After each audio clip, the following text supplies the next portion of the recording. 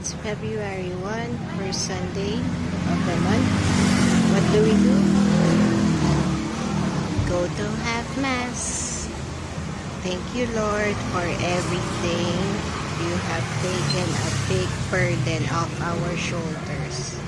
Thank you very much. It's a 15-minute wait before our food arrives. So what do? Appetizer, banana cue. Let's eat. We can't find the Thai place to eat at Ate Mau, so we're trying something new. It's still Thai food. Let's eat our food. What did we get?